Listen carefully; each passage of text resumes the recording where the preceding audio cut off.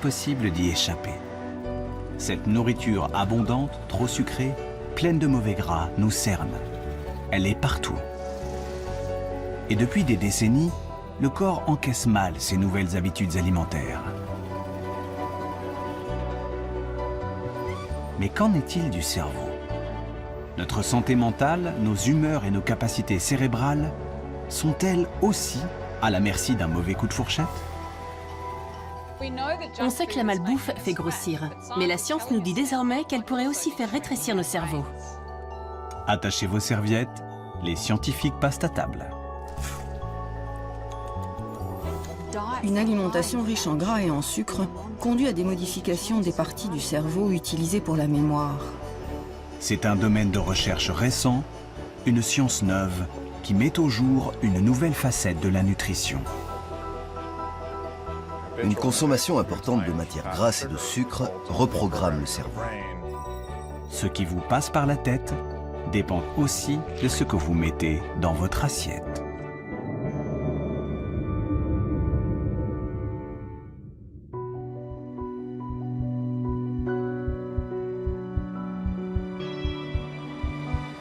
Tout commence dès les premiers repas, avant même la naissance.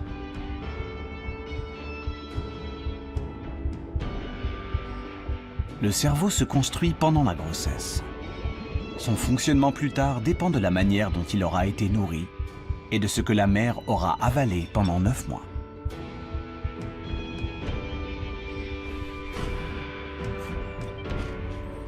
Les conséquences d'une mauvaise alimentation sur la santé de l'enfant pendant la gestation sont connues depuis longtemps.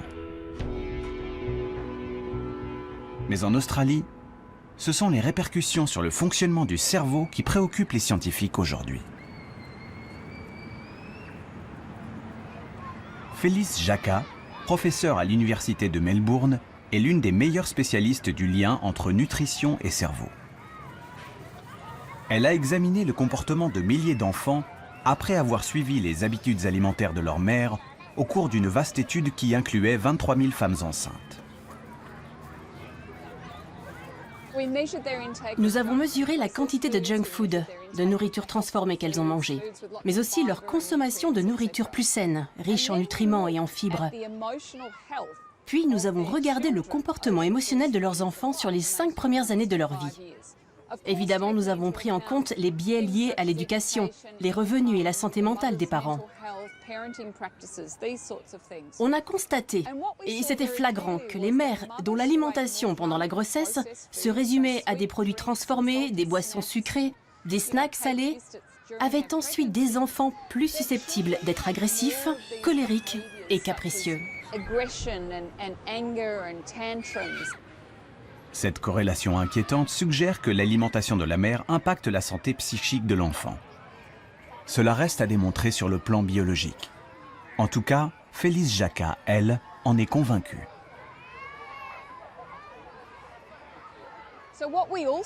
Cette étude norvégienne nous a aussi permis de découvrir que l'alimentation de l'enfant comptait autant que celle de la mère.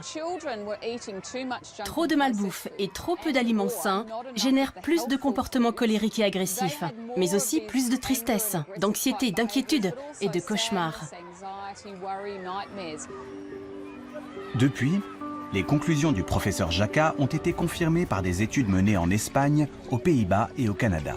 Il existe un lien entre la qualité de l'alimentation et les problèmes d'humeur chez les enfants. Mais quelle en est la nature? De quelle façon la nourriture vient-elle interférer avec le fonctionnement des neurones? Les excès de gras et de sucre sont désormais dans le collimateur des scientifiques qui travaillent sur le cerveau. Les excès, mais aussi les carences.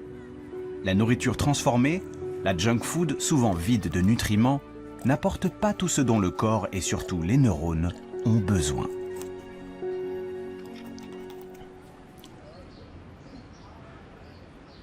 Dans ce laboratoire de l'Université de Bordeaux, les scientifiques étudient les conséquences des carences alimentaires sur le cerveau des souris.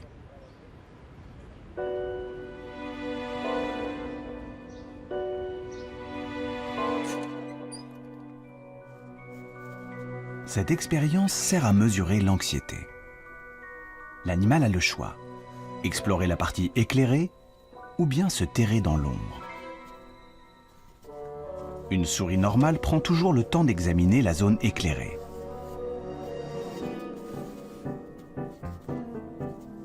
Mais celle-ci a été privée d'oméga 3 pendant sa croissance. Les oméga 3, c'est ce bon gras surtout connu pour ses bienfaits sur le cœur et les artères. Au lieu d'explorer l'environnement, la souris se réfugie dans un recoin sombre pour ne plus en sortir. Elle est stressée, angoissée. L'expérience a été reproduite de nombreuses fois sur des dizaines de souris. Pour les chercheurs, cet étrange comportement s'explique simplement. Sans oméga 3 pour se construire, le cerveau ne fonctionne pas normalement, car notre matière grise est à 90% composée de graisse qu'il ne sait pas fabriquer lui-même.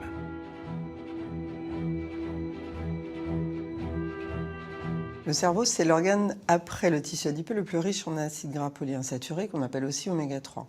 Donc ces oméga 3, ils sont indispensables, c'est-à-dire que comme l'organisme ne peut pas les fabriquer, il faut qu'on les mange, donc on va les trouver dans l'alimentation. Les poissons gras, les abats, les huiles végétales, les graines comme les noix ou les amandes ont longtemps été les principales sources d'oméga 3 pour l'homme. Des aliments qui se sont raréfiés dans la cuisine des pays industrialisés.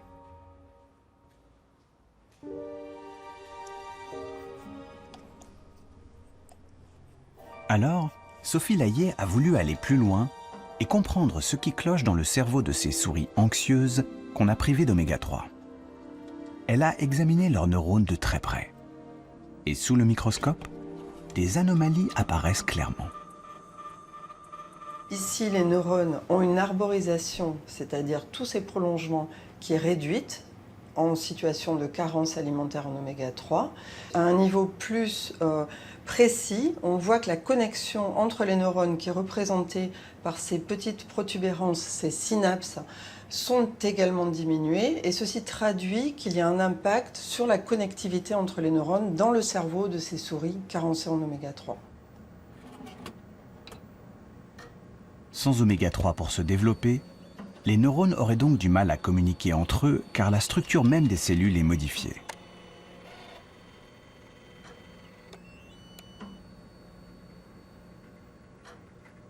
Les oméga 3 que l'on consomme vont rentrer dans le cerveau et s'incorporer dans les membranes des neurones. Et lorsqu'ils s'incorporent, ils vont donner une flexibilité à cette membrane des neurones plus importante et permettre une meilleure connexion de ces neurones entre eux. La quantité d'oméga 3 qui pénètre dans le cerveau est cruciale pour rendre les cellules cérébrales plus efficaces. Car lorsque ces acides gras s'incorporent aux membranes, ils en améliorent les propriétés électriques. Dans les neurones riches en oméga 3, le signal se propage plus vite. Le réseau est plus efficace. Priver le cerveau d'oméga 3, c'est donc prendre le risque qu'il fonctionne moins bien. La population générale est carencée en oméga 3. On a des apports insuffisants en oméga 3. Donc c'est important d'y veiller, de faire attention, surtout dans les périodes particulières, comme la période développementale, qui est cette période où les oméga 3 s'incorporent massivement dans le cerveau. Également l'adolescence, puisque l'adolescence est une période particulière de changement alimentaire. Et puis également au cours du vieillissement, où l'incorporation dans le cerveau des oméga 3 a tendance à être moins efficace. Donc il faut augmenter la prise oméga 3. Première règle pour qu'un cerveau tourne à plein régime donc, éviter les carences. Mais encore faut-il que les bons nutriments soient accessibles, une alimentation variée soit disponible. Que se passe-t-il pour les neurones quand les repas sont pauvres et surtout toujours les mêmes? Le grand hamster qui a longtemps prospéré ici dans la plaine d'Alsace en fait aujourd'hui la douloureuse expérience. Depuis les années 60, on observe un déclin de cette population de hamsters qui est au bord de l'extinction aujourd'hui. Et en même temps, ce qu'on a vu, c'est une augmentation de la surface agricole cultivée en maïs. Carolina Bolt s'est donc demandé si l'effondrement de la population était lié à la surabondance soudaine de maïs. Elle a donc fait une expérience de laboratoire en nourrissant le hamster exclusivement avec cette céréale. On a observé pendant la reproduction des troubles du comportement chez les femelles, qui se traduisaient par une hyperagressivité, une hypersensibilité dès qu'il y avait un bruit dans la pièce.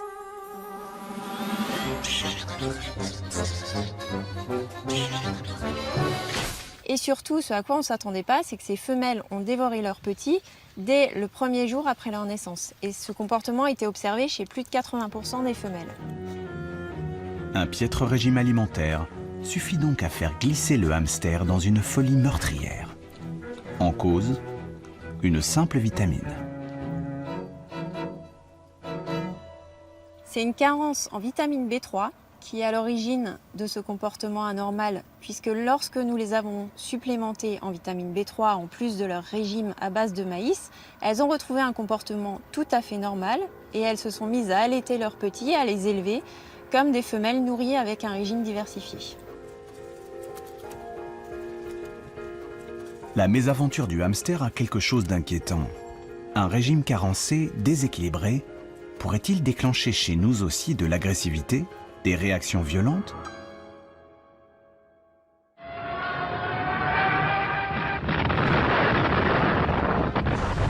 Les archives de la dernière guerre en Hollande ont fourni aux scientifiques l'occasion d'étudier cette question. À l'époque, les privations alimentaires ont eu de lourdes conséquences sur les comportements de toute une génération. Pendant la Deuxième Guerre mondiale, il y a eu une famine aux Pays-Bas. Et pendant cette période, des femmes enceintes ayant souffert de la faim ont donné naissance à des enfants qui, plus tard, vers 18-19 ans, ont montré des troubles de sociabilité plus importants que les gens du même âge, nés à une autre époque. Impulsivité, agressivité et violation récurrente de la loi. Cette génération a été particulièrement marquée. Depuis, de nombreux travaux établissent un lien entre violence et qualité de l'alimentation au quotidien.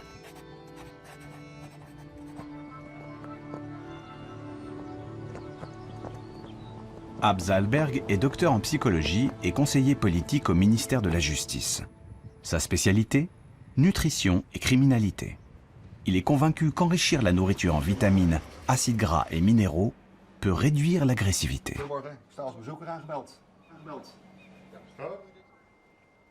Difficile de tester cette hypothèse dans la vraie vie, car beaucoup de facteurs et de circonstances peuvent influencer nos comportements, nos pulsions.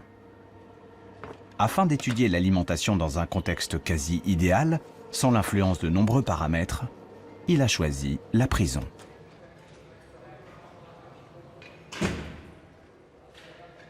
Abz Alberg a donc lancé une expérience pour laquelle 221 détenus se sont portés volontaires.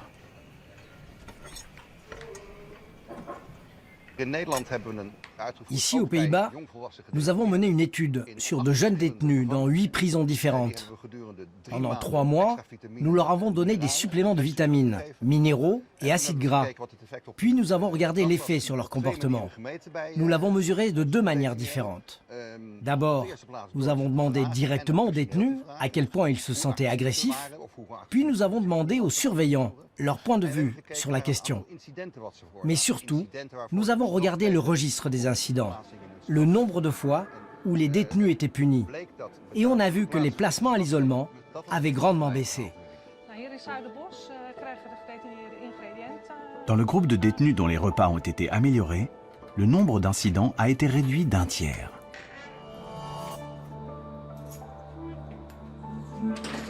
Des études équivalentes menées dans les prisons britanniques et australiennes arrivent à la même conclusion.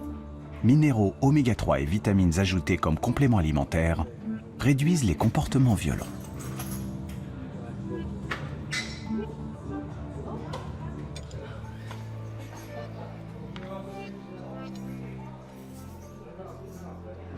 L'étape suivante, c'est de tester si nos découvertes scientifiques peuvent être mises en pratique. Nous avons plusieurs projets avec l'administration pénitentiaire. Nous verrons si une modification de l'alimentation peut être envisagée comme un moyen de réguler l'agressivité. Ce que nous ingérons a donc le pouvoir de changer nos humeurs, de stimuler certaines pulsions. Mais le contenu de l'assiette pourrait-il aussi influencer nos décisions, celles que nous croyons prendre le plus librement du monde ?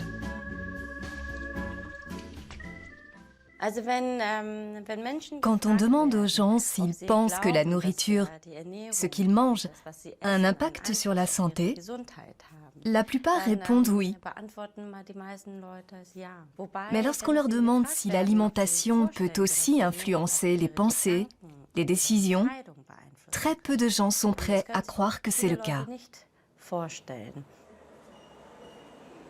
Pourtant, dans le très sérieux institut de psychologie de l'université de Lübeck en Allemagne, le professeur So-Young Park en a, pour la première fois, apporté la preuve. Ses travaux ont révélé le mécanisme par lequel la nourriture pouvait influencer nos pensées. Et pour cela, la chercheuse a élaboré une expérience plutôt originale.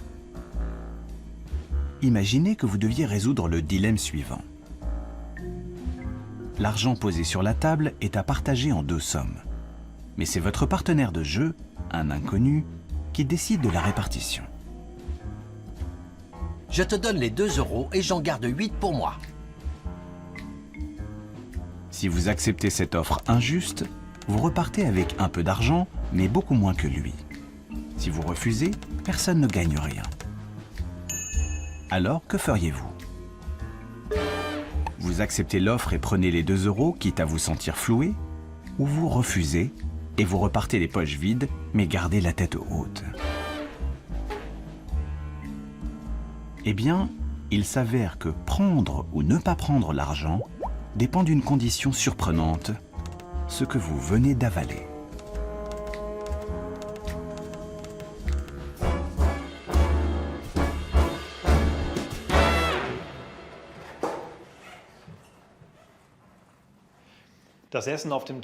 Nous vous avons préparé un petit déjeuner. La seule consigne à respecter, c'est de tout manger. Je reviens plus tard pour la partie comportementale. Bon appétit.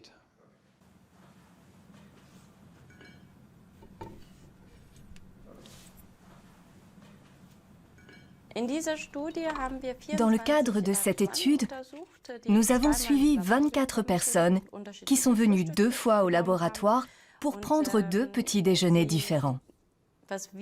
Nous avons constaté qu'une même personne prenait des décisions complètement différentes en fonction de ce qu'elle avait mangé le matin.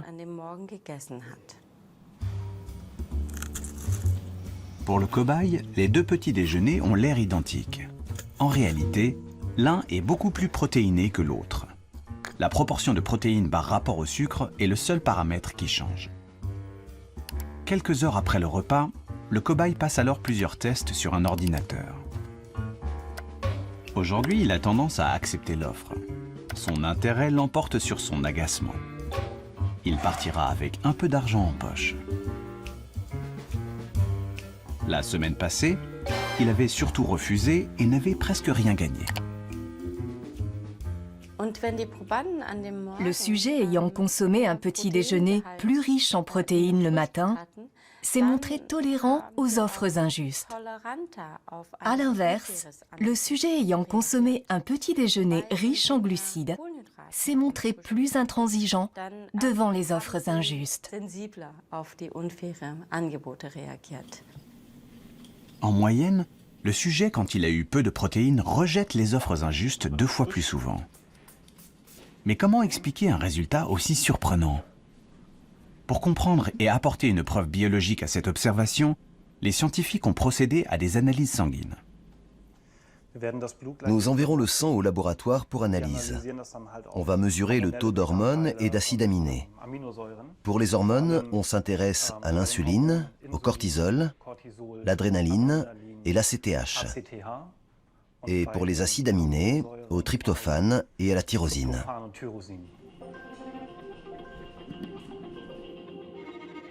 Dans cette liste, le plus important, c'est la tyrosine. C'est un acide aminé qui entre dans la composition d'une protéine très importante pour le fonctionnement du cerveau, la dopamine. Cette molécule assure la communication entre les neurones, impliqués dans la motivation et la prise de risque.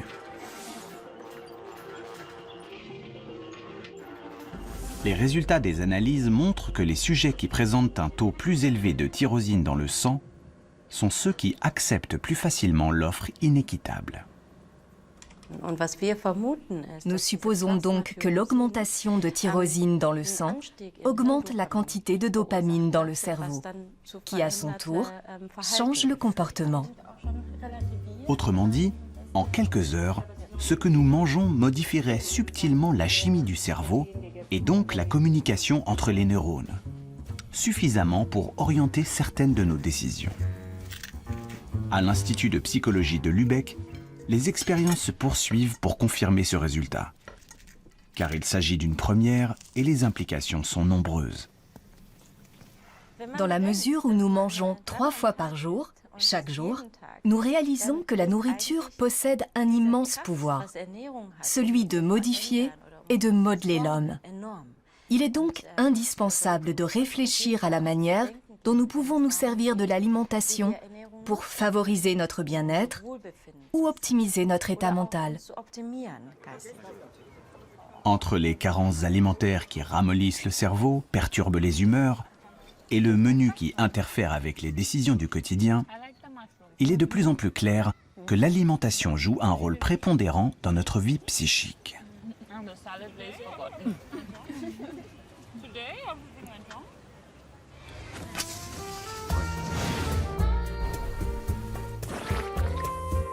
Mais qu'en est-il alors de la malbouffe, dégoulinante de sucre et de mauvaise graisse? Qu'arriverait-il si nous ne mangions plus que cela?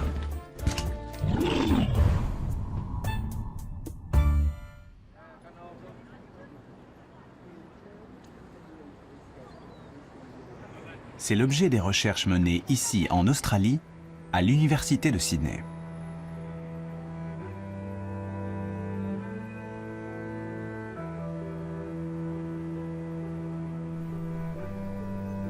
Margaret Morris dirige le seul laboratoire au monde où les rats sont nourris à la malbouffe.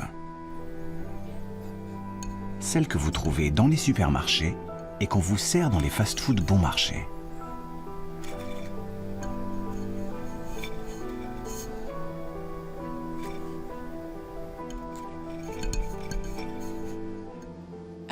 Pour nos expériences, nous utilisons ce que tout le monde mange en Occident. On donne à nos rats des quiches, des frites, des gâteaux et des biscuits. Cette nourriture pas chère est toute préparée. On reproduit les habitudes alimentaires du monde occidental. Première conséquence, le rat double ses rations alimentaires. L'animal n'est jamais rassasié. Mais ce n'est pas le plus surprenant.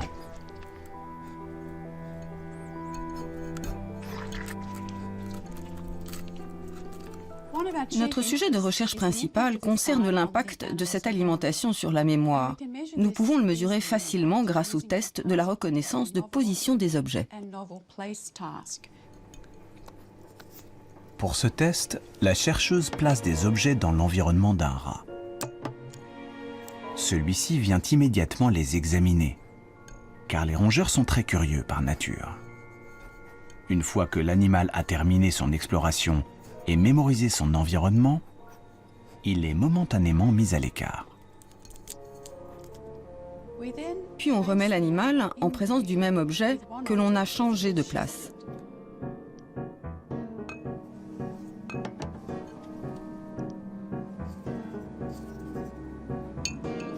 À son retour, le rat passe plus de temps à examiner l'objet qui a changé de place, car l'autre, il le connaît déjà. Il est gravé dans sa mémoire.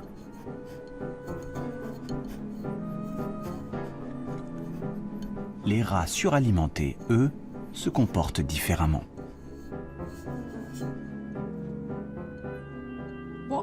On a observé que les animaux qui mangent très gras, très sucré, ont du mal à se rendre compte, à se rappeler que l'objet a été déplacé. Contrairement aux rats qui ont mangé sainement, ceux qui mangent gras ou sucré passent autant de temps à explorer les deux objets, ce qui trahit une altération de la mémoire spatiale.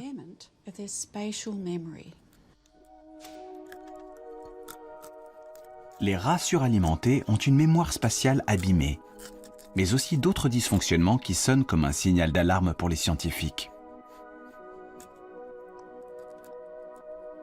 Ils trahissent une altération de l'hippocampe, une petite région nichée au cœur du cerveau, indispensable à l'apprentissage et à la consolidation des souvenirs. Et les dernières études montrent que, chez l'homme, une alimentation trop riche interfère aussi avec l'hippocampe.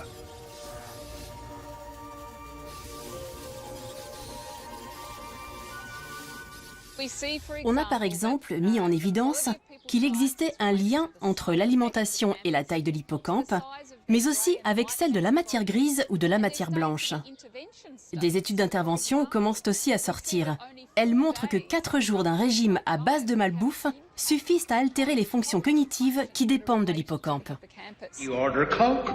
It tastes good. You didn't care if it was a Coke. You just wanted I wanted a Coke. I like the taste. Oh! Can I get some fries with that?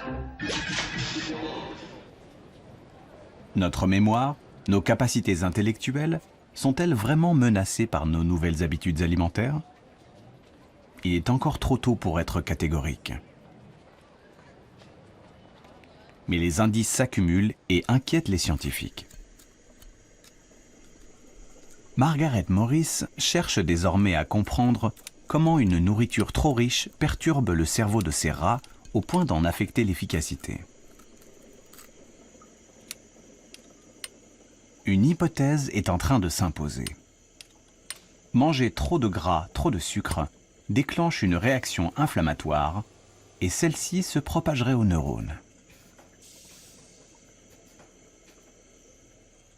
Ces aliments entraînent une réaction inflammatoire dans le corps. Ce mécanisme est bien connu chez les personnes obèses, mais il semblerait que ce soit aussi une réaction aiguë. On a constaté que les niveaux de molécules inflammatoires augmentent en fonction de l'alimentation.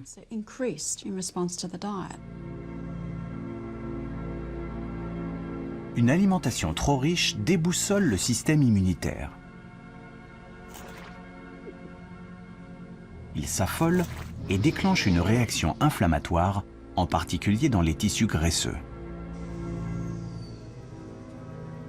Nos masses grasses libèrent des molécules qui propagent ensuite cette inflammation dans tout le corps. On pensait les neurones épargnés par le phénomène, bien à l'abri derrière la barrière hémato-encéphalique. Cette membrane, qui entoure les vaisseaux sanguins et normalement protège le cerveau. L'augmentation de l'inflammation dans le corps se propagerait au cerveau. La raison en est que la barrière hémato-encéphalique qui protège normalement le cerveau des molécules inflammatoires peut être détériorée par l'alimentation et devenir poreuse. Des fuites qui laisseraient passer ces molécules. Chez le rat, en réaction à la nourriture, on a observé des changements dans les niveaux de molécules inflammatoires à l'intérieur du cerveau. Et ceci était corrélé à la perte de mémoire. L'inflammation qui s'infiltre dans les méninges déclencherait alors un phénomène particulièrement surprenant.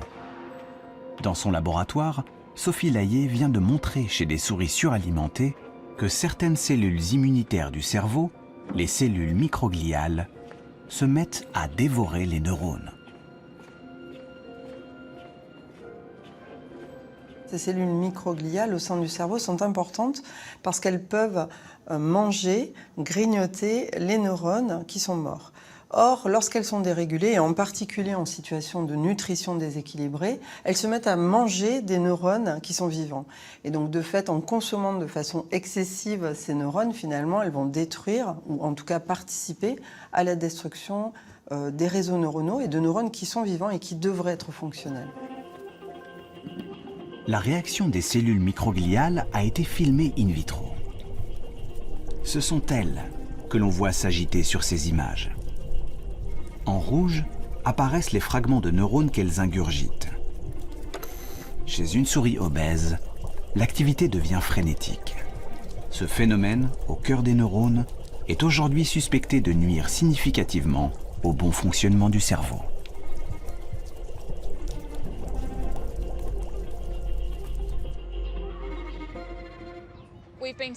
Cela fait 30 ans qu'on dit aux gens « Ne mangez pas ça, vous allez faire une crise cardiaque, vous allez avoir un cancer ou devenir diabétique ». Et ça n'a rien changé aux comportements alimentaires. On espère que si les consommateurs comprennent que ce qu'ils avalent est vraiment important pour la santé de leur cerveau et celui de leurs enfants, cela aura un impact plus profond sur leurs choix alimentaires.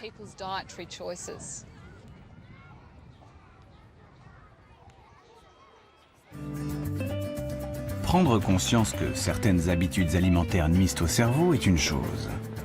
Mais comment résister aux tentations? Les envies sont souvent les plus fortes.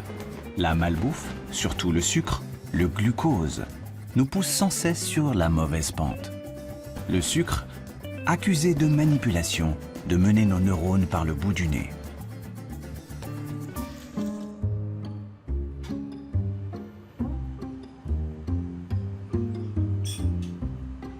Microscope, mini-manipulateur et enregistreur ultrasensible. Xavier Fioramenti est aux commandes d'une machine capable d'enregistrer l'activité électrique d'un seul neurone. Le principe est simple. Une tranche de cerveau de souris baigne dans un liquide qui le maintient en vie.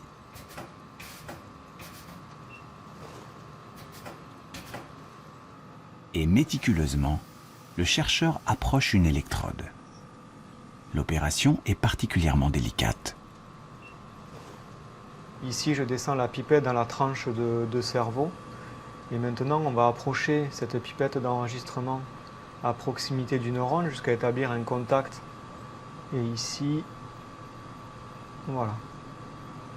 Ça y est, on a établi un contact et maintenant, on va pouvoir mesurer l'activité électrique du neurone. Les pics vers le haut que l'on voit sont des potentiels d'action.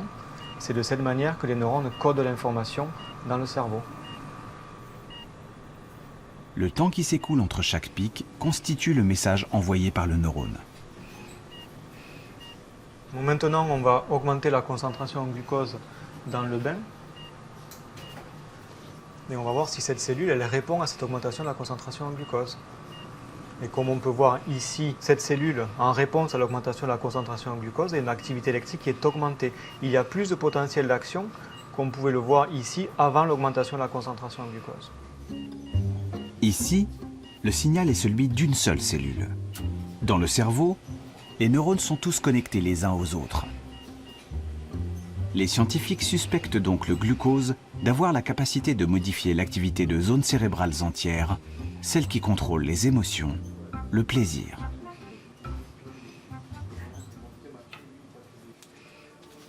Est-ce ainsi que le sucre assure son emprise sur notre volonté? Ce n'est pour l'instant qu'une hypothèse. Mais l'addiction, la dépendance au sucre, fait aujourd'hui l'objet d'une recherche intense dans les laboratoires. Et ce qui apparaît de plus en plus évident, c'est que le pouvoir du sucre s'apparente à celui d'une drogue.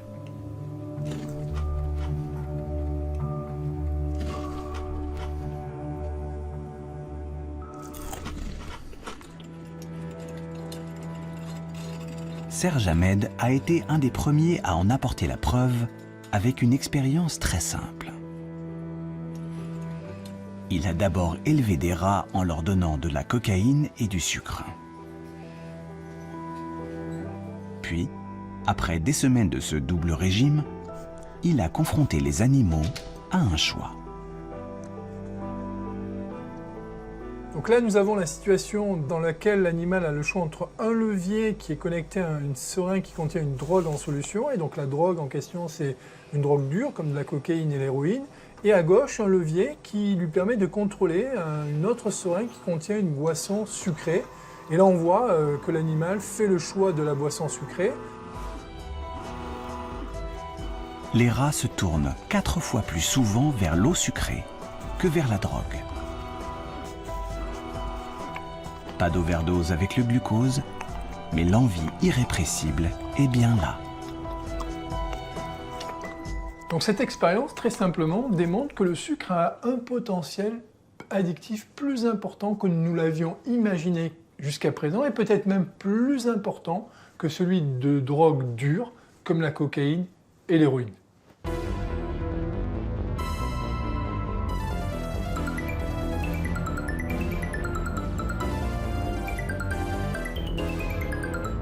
Aujourd'hui, on vit dans un environnement alimentaire qui est un peu devenu fou, dans lequel on va retrouver du sucre dans tout un tas d'aliments. Donc bien sûr dans des aliments dans lesquels on s'y attend, comme par exemple les boissons sucrées, mais on va retrouver également du sucre dans des aliments qui n'ont pas vocation à être sucrés, comme par exemple le jambon ou la soupe, et on pourrait citer d'autres exemples.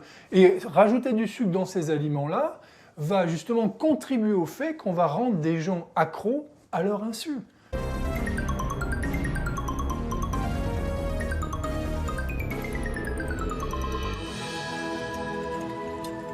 Alors, sommes-nous vraiment tous drogués à la barre chocolatée et au sucre, dissimulé dans la plupart des produits de supermarché?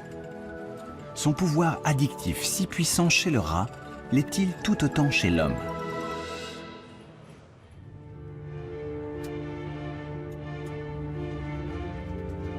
L'influence de la nourriture sucrée sur le cerveau humain est justement à l'étude ici, à l'Institut de recherche de l'Oregon.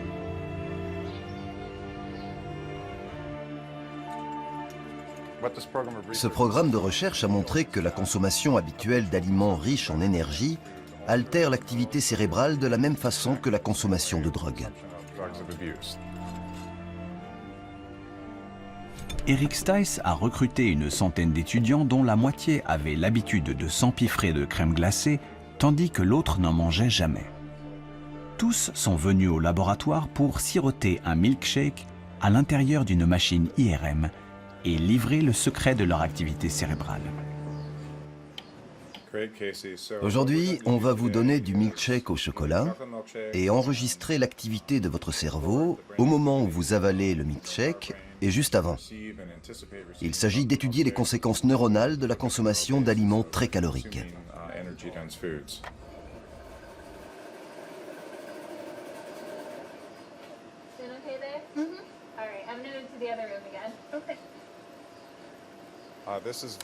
C'est très simple. Vous allez boire du milkshake et vous aurez juste à rester immobile. Après l'avoir gardé en bouche 5 secondes, vous pourrez l'avaler. On répétera cette expérience plusieurs fois. Grâce à un simple tuyau, le sujet sirote le milkshake sans bouger la tête. On a découvert que chez les gens qui n'ont pas l'habitude de manger de la crème glacée, le circuit de la récompense s'active facilement. Il s'allume de manière très forte. En revanche, chez ceux qui mangent souvent de la crème glacée, la réaction est différente. Il n'y a pratiquement aucune activation. Cela montre que la consommation régulière d'aliments très caloriques réduit le plaisir que l'on ressent lorsqu'on en mange.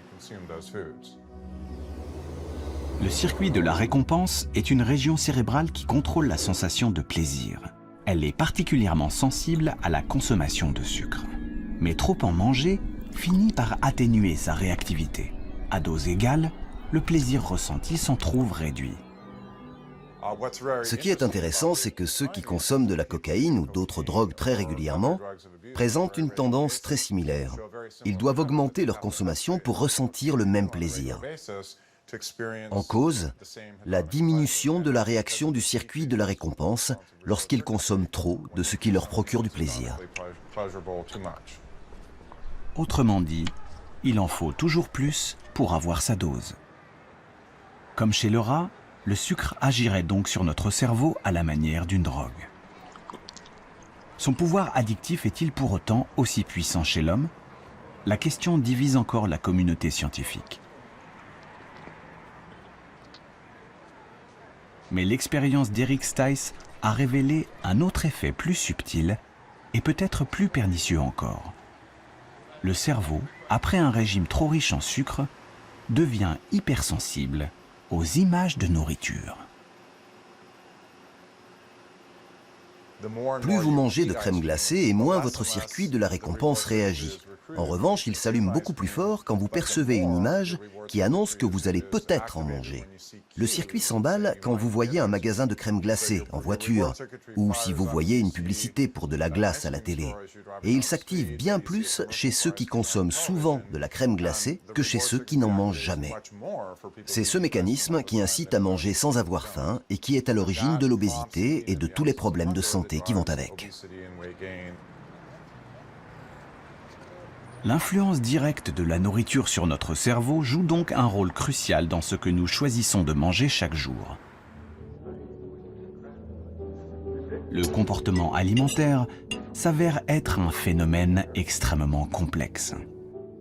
Les enjeux de santé publique poussent les scientifiques à étudier tous les mécanismes qui président aux choix que nous faisons au quotidien.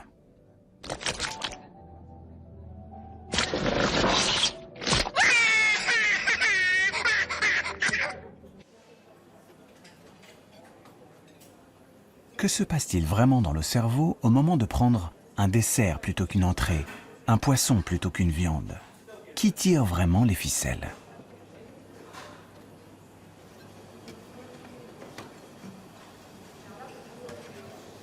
Le laboratoire de Carlos Ribeiro est à la pointe de la recherche sur les choix alimentaires. Ce que nous voulons découvrir, ce sont tous les composants, les gènes, les molécules, les neurones, qui gouvernent aux choix alimentaires. Et pour cela, nous avons besoin de faire des études très fines.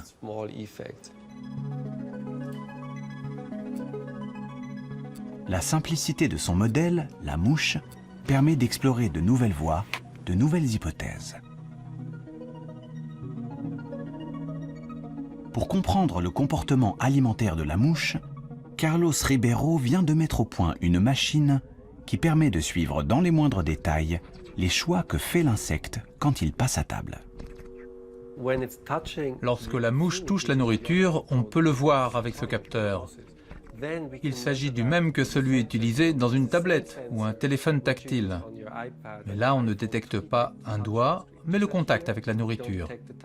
Ce qui nous permet d'analyser de manière précise le choix de la mouche entre protéines et sucre, mais aussi comment elle mange, en quelle quantité, à quelle vitesse, à quelle fréquence. On peut vraiment disséquer tous les détails de ces décisions contrôlées par le cerveau.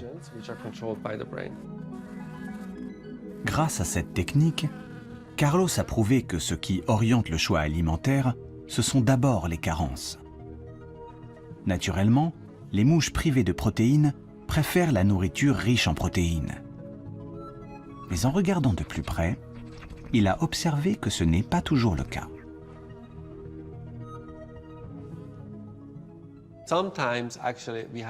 On s'est rendu compte que certaines mouches n'avaient jamais d'attirance pour les protéines. On a donc cherché à comprendre pourquoi. Et on a découvert que l'intestin des mouches, qui ne s'intéressaient pas aux protéines, était colonisé par des bactéries. Après avoir réalisé de nombreuses expériences, on a montré qu'il existait 2 bactéries spécifiques qui inhibent l'appétit pour les protéines. Ces 2 bactéries ont donc un impact très important sur l'envie de protéines chez les mouches. Les mouches, au moment de choisir leur alimentation, sont donc influencées par les bactéries présentes dans leur intestin. Cette découverte inattendue soulève évidemment une question importante. Les bactéries de notre propre flore intestinale, ce que les scientifiques appellent le microbiote, sont elles aussi à la manœuvre dans notre cerveau? Jouent-elles un rôle dans nos préférences alimentaires?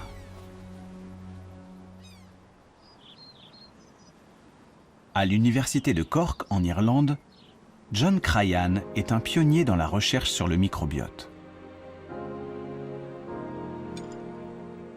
Il a réussi à prouver que chez les mammifères aussi, les bactéries de l'intestin interviennent dans certains comportements. Lorsque vous prélevez des bactéries sur des souris anxieuses et que vous les transplantez à des souris normales, le niveau d'anxiété de ces dernières augmente et vice-versa. Lorsque vous prenez des bactéries chez des souris sereines, vous pouvez normaliser le stress des souris anxieuses. Les scientifiques commencent même à comprendre comment ces bactéries dialoguent avec les neurones.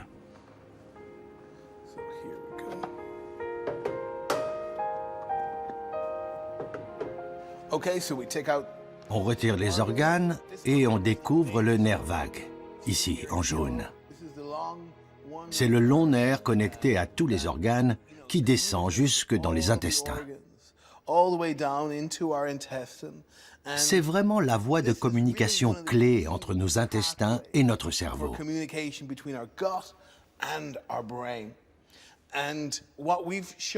Avec des collègues canadiens, il y a quelques années, nous avons montré sur la souris que si l'on coupe le nerf vague, tous les effets liés à certaines bactéries disparaissent. Ceci montre bien que le nerf vague est une voie de communication clé entre les intestins et le cerveau.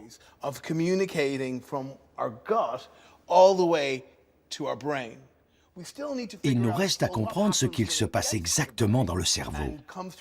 Nous devons découvrir comment les signaux activent les zones cérébrales qui contrôlent des comportements complexes comme le comportement alimentaire. Et c'est là-dessus qu'on travaille en ce moment. L'influence des bactéries sur nos préférences alimentaires reste donc à démontrer aujourd'hui. En revanche, il est établi qu'elles agissent sur l'humeur et l'anxiété. Les scientifiques considèrent même désormais le microbiote comme une sorte d'intermédiaire, un agent de liaison entre la nourriture et notre cerveau.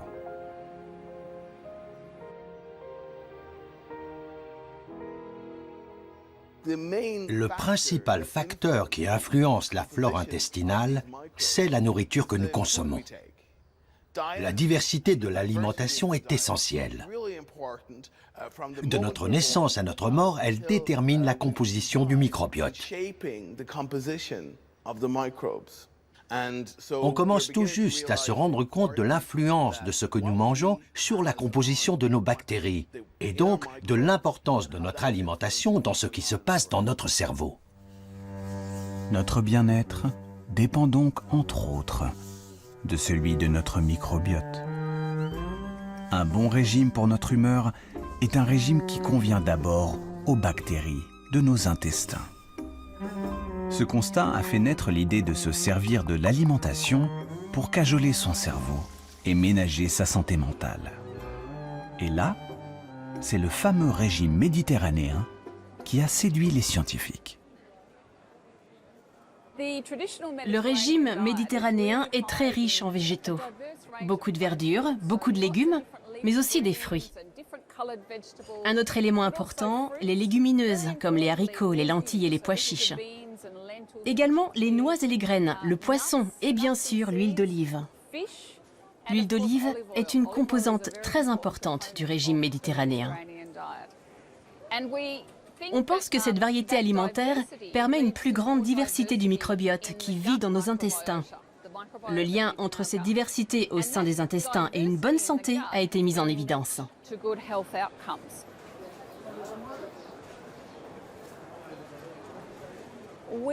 On a réalisé une première étude l'an dernier avec 67 personnes qui souffraient de dépression sévère. Ils ont reçu l'aide d'un diététicien pendant 3 mois. À la fin, on a à nouveau évalué leurs symptômes. On a constaté que l'amélioration de la dépression était corrélée au changement de l'alimentation. Ceux qui ont adopté au mieux le régime méditerranéen sont ceux dont les symptômes ont le plus reculé.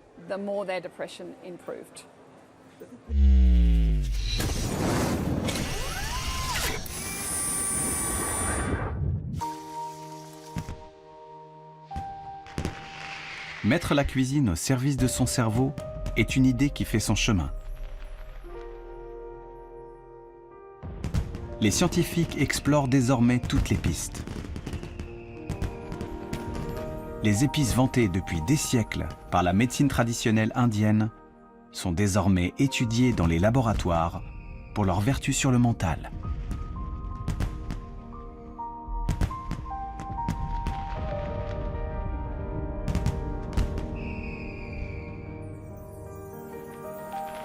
Les fruits rouges nourrissent aussi de grandes attentes.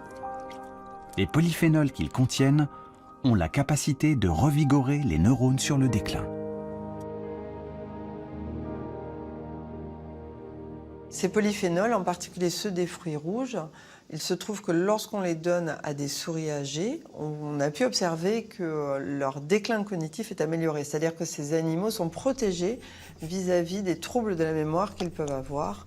Et ceci nous a conduit à faire un essai chez l'homme, et en l'occurrence une étude très récente qui a été menée chez plus de 200 sujets qui avaient 65 ans et plus et qui étaient sains, mais qui ont un déclin normal, on va dire, se retrouvent protégés lorsqu'ils consomment des doses importantes de polyphénol.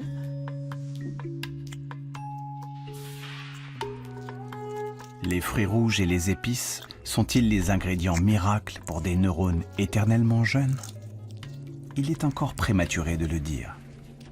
La science commence à peine à découvrir les secrets de cette relation inattendue entre l'alimentation et le cerveau. Le menu idéal pour nos méninges reste largement un mystère aujourd'hui. Mais un régime diversifié, équilibré, qui boude la nourriture transformée, le sucre, et qui favorise les fruits et les légumes, semble à ce jour la meilleure recette pour préserver au mieux ses facultés mentales. Ma grand-mère disait « Tu es ce que tu manges, alors mange bien ». Et la science est en train de montrer à quel point elle avait raison. Dans les années à venir, il est fort probable que l'on commence à penser nutrition et médecine personnalisée et à comprendre très clairement comment les aliments interagissent avec le cerveau. Si on limitait les carences, est-ce que cela ferait baisser la criminalité? Trop tôt pour le dire. Ce qu'on sait, c'est que quand on fait le pari d'une alimentation saine, cela a des effets sur le comportement. Plus on mange de barres chocolatées, plus on est sensible aux sollicitations. Et plus on mange de barres chocolatées. C'est monstrueux. La meilleure chose à faire si vous avez des enfants, c'est de leur donner une alimentation saine et pas ce genre de merde. J'ai dit merde, désolé.